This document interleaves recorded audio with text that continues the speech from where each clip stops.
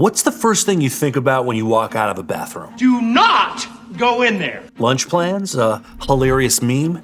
An awkward DM you sent someone in 2019?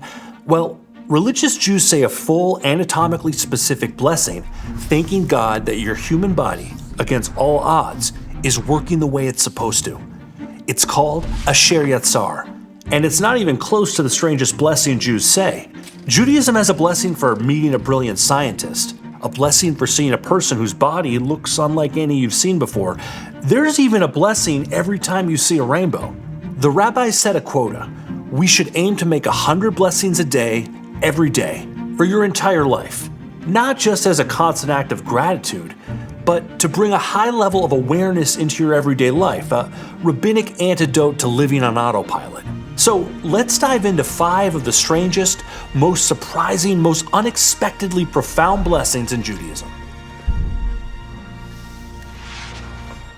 Number 1, the blessing after using the bathroom. Let's start with the one we already mentioned, because once you actually hear what it says, it makes everything else on our list make a little more sense. First, the blessing. Blessed are you, Lord our God, King of the universe, who formed the human being with wisdom and created within him many openings and many cavities. I warned you this was literal. It is revealed and known before your throne of glory that even if one of them were to be opened when it should be closed, or closed when it should be opened, it would be impossible to survive and stand before you. Blessed are you, God, who heals all flesh and acts wondrously. Now, on one level, this blessing is about something incredibly basic, going to the bathroom, which is also why this is likely one of the most common blessings said. Observant Jews will say this multiple times a day, every single time for their entire life. But on another level, this is about something much deeper. And that's because this blessing reveals a very different understanding of gratitude than the one most of us are used to. We often think of gratitude as a feeling that appears when something extraordinary happens to us, when we get good news, we achieve a goal, when life goes our way. But in Judaism, gratitude is different. It's a practice, a muscle you train. Judaism isn't waiting for you to land your dream job to feel grateful. In fact, it's the opposite. It's training your gratitude muscle to react to all the small things you would otherwise never notice, even something as ordinary as your body's ability to function correctly. In other words, the blessing isn't really about going to the bathroom at all. It's about noticing that thousands of small miracles are happening inside you every day without you ever really thinking about them. Number 2, the blessing for meeting a brilliant scholar.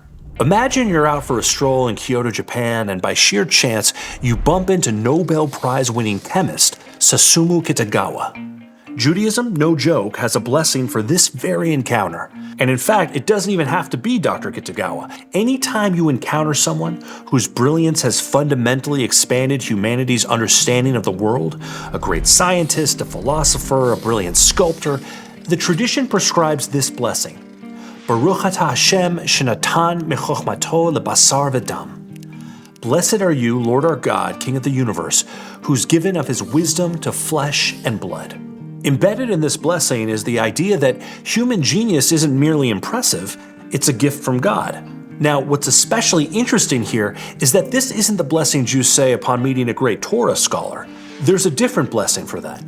Blessed are you, Lord our God, King of the universe, who shared his wisdom with those who revere him. In other words, Judaism sees Torah scholarship and scientific genius as different forms of wisdom.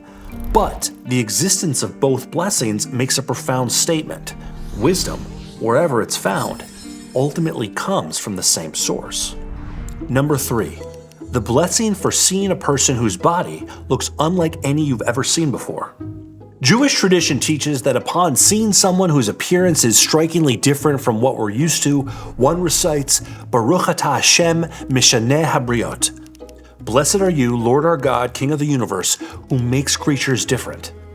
At first, this blessing may seem uncomfortable, but look closely at what it's doing. The blessing isn't evaluating the person, and it isn't feeling sorry for them either. The focus of the blessing isn't even on the individual standing before you.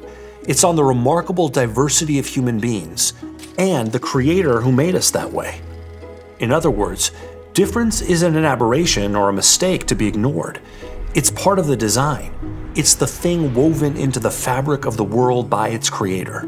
The tradition takes an ordinary human reaction and turns it into an opportunity. Where our instincts might lead us to discomfort or avoidance, the blessing redirects us towards recognition, respect, and always gratitude. Number 4, the blessing on hearing of a death. God forbid someone has just received the most devastating news imaginable. A phone call, a text message, a knock at the door. The most obvious response is grief or shock, maybe even anger. In Judaism, the immediate response is blessing. Baruch atah Hashem dayan ha'emet. Blessed are you, the true judge. And if that feels jarring, that's because it is.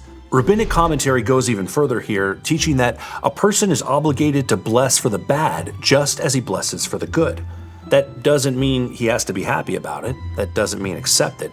And it certainly doesn't mean understand it, but still, we're commanded to bless it. And it's not because this sort of suffering is good. God forbid. Judaism recognizes that suffering is pain. It's something we don't want. It's something we pray we never have to endure. But our tradition also insists that grief be acknowledged and named, not explained away, and never ignored. In fact, this is the same blessing recited by close relatives at a funeral as they perform the ritual tearing of a garment. Think about that. The tearing and the blessing happen together. The tradition doesn't ask mourners to hide their grief. Instead, it gives them a way to express it through the tearing of the clothing. Meanwhile, the blessing you say doesn't attempt to answer the question of why. It simply insists that we face the reality of the loss. Number 5, the blessing on rainbows. Okay, finally, this is my favorite blessing. The one you say whenever you see a rainbow. Maybe it's no surprise that Judaism has blessings for those big moments of awe we have when encountering the natural world. For thunder, we say, whose strength and power fill the world. For lightning, who performs the work of creation. For the ocean, who made the great sea.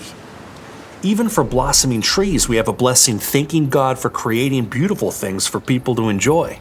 But here's what's particularly special about the blessing on a rainbow. It goes, "Blessed are you, God, who remembers the covenant, is faithful to his covenant, and keeps his word." Unlike those other blessings, the rainbow isn't just a natural phenomenon. It's there as a reminder. And to understand what that is, we have to go all the way back to the story of Noah in the first book of the Torah, Genesis or Bereshit. After God floods the world, he places a rainbow in the sky for Noah as a sign of his covenant with humanity.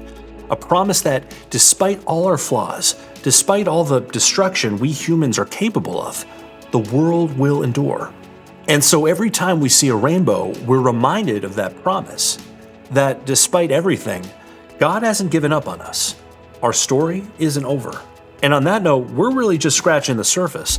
There are blessings for receiving new clothes, blessings for seeing a king, blessings for smelling fragrant flowers. There's even a blessing reserved for the extraordinarily rare sight of 600,000 Jews gathered in one place. Because if you really open your eyes, life contains far more wonder, meaning, and beauty than we even realize.